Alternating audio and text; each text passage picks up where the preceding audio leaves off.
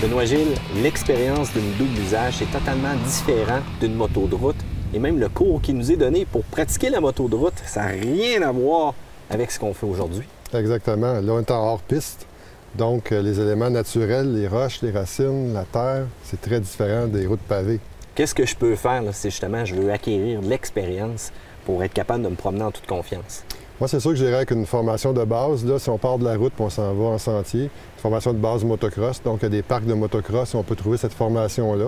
Ils vont nous montrer vraiment les virages, les freinages là, en sentier ou sur un terrain mou et non pas sur la route pavée. Ça se comporte totalement différent. Juste moi, tantôt, un gars qui est de moto de route, de moto puissante. J'arrive avec une 650 ici, vraiment surdimensionnée. Premièrement, je suis beaucoup plus haut.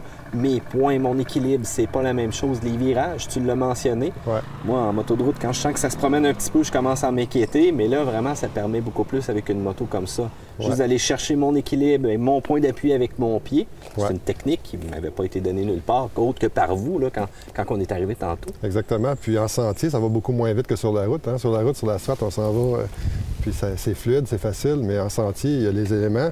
Puis, il y a la vitesse aussi qui est beaucoup moins grande. Donc, il faut avoir la bonne technique, bien tenir sa moto entre ses jambes, les pieds en tout temps sur les repose-pieds pour avoir le contrôle de la moto.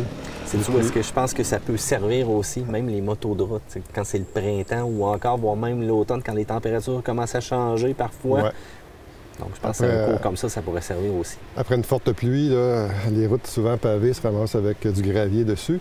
Puis une chose qu'il faut aussi penser, on a tous un oncle ou quelqu'un qui a fait de la moto en route en notre entourage, mais ça ne veut pas dire que la bonne technique, parce qu'il en a fait de 20 ans ou 30 ans.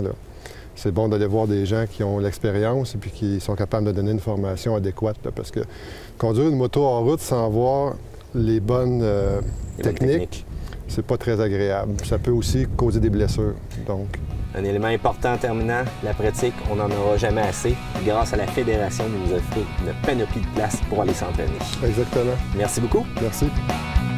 Cette chronique vous a été présentée par la Fédération québécoise des motos hors route.